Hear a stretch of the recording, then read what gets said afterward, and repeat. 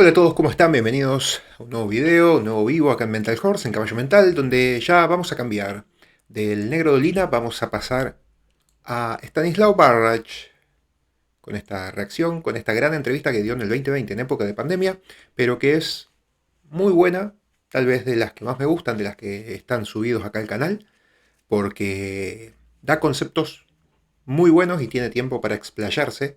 Las otras entrevistas que están subidas al canal son televisivas y, como saben, por ahí los tiempos en televisión son más cortos. Entonces vamos con esta entrevista de Stanislaw, que me parece de las mejores que ha dado y que tenemos subidas acá al canal.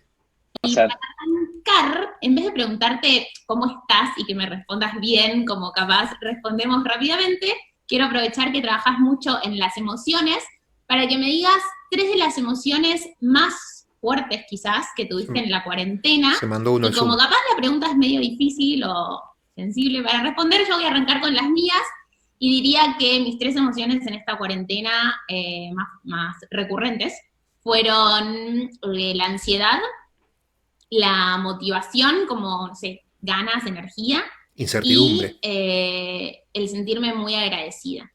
¿Las tuyas? A ver, Sentimiento. si bien me gustaría empezar llevándote la contra, porque las emociones no existen, Las emociones no existen, ojo con eso. wow. Eh, Mis emociones pueden haber sido eh, angustia, euforia y calma. Bueno, euforia y calma. Bien, Bien, gracias. vienen los extremos, vienen los Sí, extremos, sí. sí. Gracias por no llevarme la contra en la primera pregunta, pero aprovechando Sí, eso, porque yo me quedaba pensando en esta pregunta del cómo estás, yo la hago mucho en mis clases, bueno, sí, la hacía cuando eran presenciales, y las respuestas que mis alumnos me solían dar era bien, mal o sí, cheto. sí. Y entonces, como una de las primeras preguntas que tengo para hacerte es, ¿qué es una emoción y cómo nos damos cuenta que es una emoción? A ver, yo empezaría cambiando la pregunta. En vez de cómo estás, preguntaría cómo te sentís. ¿Cómo te Bien. Porque sentís? ahí lo estás llevando hacia otro lugar, hacia otra búsqueda, Hacia ¿no? los Como uno se sentimientos. siente, cómo estás, cómo estoy, estoy sentado. Y el bien y mal son unas clásicas respuestas fáciles. A ver, cuando uno investiga qué es una emoción, depende mucho de su background. Yo no soy psicólogo, no soy neurólogo, no soy terapeuta, no soy educador, no soy psiquiatra, no soy médico, no soy sociólogo, no soy psicopedagogo, yo soy biólogo. Entonces, mi trabajo durante 3 años fue investigar qué sabe la ciencia de la biología del cerebro, los que estudian el cerebro y su biología, qué saben sobre las emociones. Esta pregunta que hiciste vos, qué son, cuándo aparecen, qué hay que hacer con ellas, etcétera, etcétera. La verdad que, como digo en los primeros capítulos de mi libro, no hay una definición. No hay una definición científica o de que el mundo científico se ponga de acuerdo en definir qué es una emoción. No tiene una definición. Hay Igual varias puedo definiciones. hablar 4 horas del tema, pero lo más cercano hoy a nivel tecnología y el estudio del cerebro, eso que algunos llaman neurociencias, a la hora de identificar una emoción, hablan de 3 componentes. De cómo te sentís hoy depende de 3 cosas. Una, de tu contexto. No es lo mismo estar charlando acá contigo en plena cuarentena en mi casa, encerrado a 60 días, que estemos charlando de lo mismo en la playa, con una caipirinha. No es lo mismo. No nos vamos a sentir igual. Entonces, el contexto influye, Influye. impacta en cómo te sentís. Ok, Dos, experiencias pasadas. ok. Todas aquellas experiencias que tuviste en tu vida, te acuerdes o no, iguales o muy similares a la que estás teniendo en este momento, Te juegan. va a aportar su granito de arena a cómo te sentís hoy. Claro, por ejemplo, si alguna vez, no sé, por decir un ejemplo, ¿no? Fuiste a una plaza cuando eras chico y te robaron, seguramente tengas una sensación de angustia cada vez que vas a una plaza o hasta incluso capaz que te prohibís el ir a una plaza. O si vas, porque es algo normal, por ahí ir a una plaza, tomar mates, lo que sea, te recorre como cierto sentimiento y cierta sensación por ese pasado. Pero a lo mejor si tu contexto actual está muy mejor, muy favorable a lo que era antes, bueno, a lo mejor ese contexto pesa más que esa experiencia pasada de estas dos características que va describiendo hasta el momento.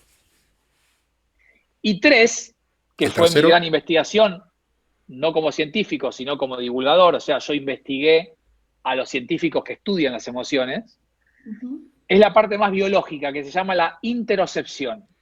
interocepción. Me gusta que anotes. La interocepción, para hacerlo bien fácil para la gente que está escuchando, es áreas del cerebro, llamadas interoceptivas, que son las responsables de dos cosas. Recibir información de todo tu cuerpo segundo a segundo. Hay áreas que reciben información de la sangre, que está circulando por ahí. Hay áreas que reciben información de músculos, ligamentos y tendones, que está pasando por ahí. Hay áreas interoceptivas que reciben información de todos tus órganos y vísceras. ¿Qué le pasa al estómago? ¿Qué le pasa al riñón? ¿Qué le pasa a la vesícula? ¿Qué le pasa al corazón? ¿Qué le pasa al pulmón? Segundo a segundo pasa esto. Y por último, la cuarta área recibe información sobre la piel y tu movimiento. Ok. La propiocepción, en el área de la medicina, yo que estudié kinesiología y fisioterapia, la propiocepción se dice así como el sexto sentido. Es aquel sentido donde nosotros, cerrando los ojos, podemos identificar cómo están posicionadas las partes de nuestro cuerpo. Tiene que ver con esto que decía acá Stanislao. La interocepción va por esto que el cerebro procesa toda esta información. Y la propiocepción tiene que ver más con la conciencia de que nosotros a la hora de saber cómo yo tengo, por ejemplo, las rodillas ahora flexionadas, la derecha más que la izquierda, que tengo el pie más en punta, el derecho que el izquierdo, que los brazos los tengo cruzados, que estoy haciendo más presión con la mano izquierda que con la mano derecha, porque no estoy apretando con la derecha. Bueno, toda esa sensación sin verla es la propiocepción. Y todo lo otro más inconsciente es la interocepción que está explicando acá Stanislao. En esas áreas que cae esa info, el cerebro interpreta eso, interpreta lo que está pasando en este momento con tu cuerpo y te tira dos cosas, dos datos. ¿Con cuánta energía estás? Vamos a hacerlo fácil, del 1 al 10. ¿Y cuán bien lo estás pasando? Del 1 al 10. Es decir, 1 de energía, 1 de placer. En Argentina podríamos decir que estás deprimido. Okay. Porque no existen para la biología las emociones primarias. Okay. No existen las emociones. Existen estados de energía y de placer. Y placer. Que varían y que nosotros le ponemos un nombre. Las interpretamos. 10 de energía, 10 de placer, euforia. Felicidad para... No, felicidad para Magdalena, euforia para Stanislao, alegría para Mili. Porque las emociones son subjetivas. Ok, subjetivas las emociones. Una más. 10 de energía, 1 de placer. Furia. Entonces, en ese 10 por 10 hay 100 emociones distintas. Que todos las llamamos con distintos nombres. No, que nadie las conoce. Porque ¿cuántas emociones tienes en tu alfabetización emocional? 10, 12, 15. Estoy hablando de 100. Puede haber 1000, puede haber 4. O sea, depende de la historia de cada uno. ¿Cuántas emociones aprendiste? ¿Cuánto escuchaste a tu cuerpo? ¿Cuánto entendiste lo que te pasaba y cómo te sentías? Y con... Claro, puede haber 100 porque en ese 10 por 10 de cada escala, cada uno de los niveles que se relaciona con los otros 10 niveles puede ser determinado e interpretado como una emoción y una sensación distinta. ¿Qué claridad le pusiste un nombre y apellido a eso? Yo estoy frustrado. No. Vos estás desilusionado. No. Estás decepcionado. ¿Y qué dice la maestra? Es lo mismo. No es lo mismo. Porque cuando uno conoce correctamente cómo se siente y le logra poner un nombre y un apellido, estoy hablando de ciencia, lo que después facilita es regular la emoción. Yo no puedo trabajar emociones, inteligencia emocional, si no sé cómo me siento. Y yo digo que tengo miedo, quiero trabajar mi miedo, quiero bajar mi miedo, pero no tengo miedo, tengo nervios. Nunca voy a trabajar mis miedos porque no tengo miedo. Y tampoco puedo trabajar mis nervios porque no sabía que tenía nervios, tengo miedo. Digo, ¿se entiende? Porque pensé que tenía miedo y tengo Perfecto. nervios. Igual, antes de que sigas, yo tengo una pregunta, voy a chequear con atención. Que vos nos estás diciendo que hay 3 cosas, básicamente, que estructuraste que hacen que componentes, elementos. Componentes, que hacen que nos sintamos. En tu casa puedes cambiar tu contexto, afuera no. Pero imagínate que no podés, pero sí podés cambiar tu cuerpo. ¿Y qué le pasa a tu cuerpo? Y eso modifica tu emoción. En el colegio no nos enseñan sobre el cuerpo. El cuerpo es el pedazo que lleva la cabeza arriba.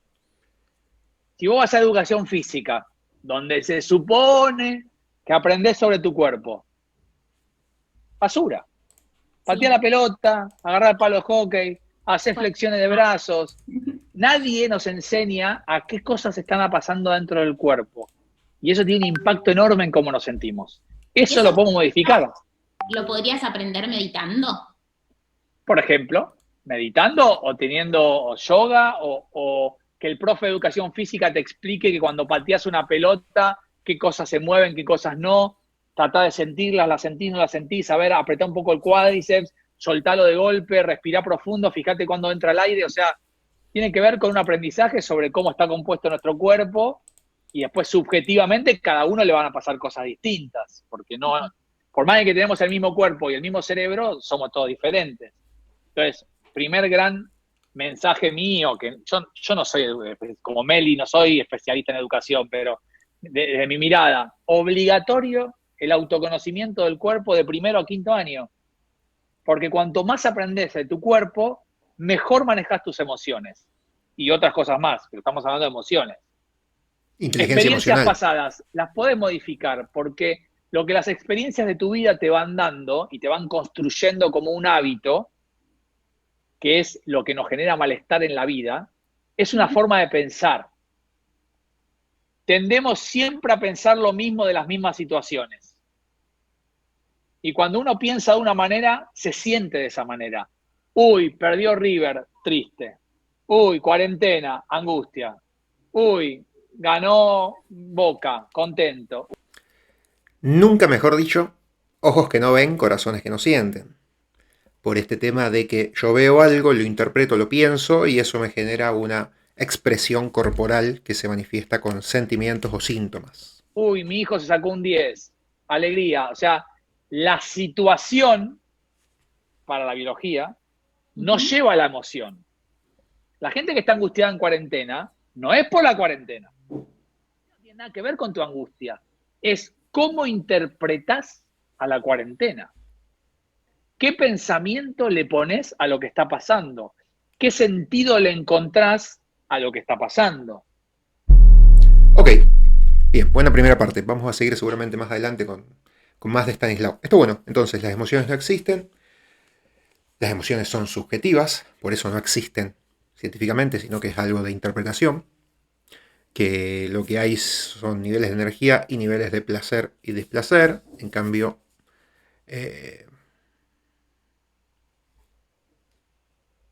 en cuanto a las emociones, no en cambio, en cuanto, entonces nos llevamos eso, que tendría que haber inteligencia emocional. Bueno, de hecho, en otro canal que tengo, que se llama Desarrollando Emocional, que está en YouTube y hay muchos videos ya más de 2 años subiendo cosas ahí, estudiamos un poquito de inteligencia emocional, de la rama de Daniel Goleman, y bueno, justamente, básicamente para que lo entiendan, lo más vulgar que lo pude comprender es, cuando te pasa algo, cuando tienes un estímulo externo, se te viene un estímulo interno, un pensamiento, una sensación, un sentimiento, una emoción, y cuanto más distancia haya de esa emoción que te genera una acción y un sentimiento, con la lógica y el pensamiento que te genera otra acción y sentimiento, que te hace regular y calibrar ese sentimiento,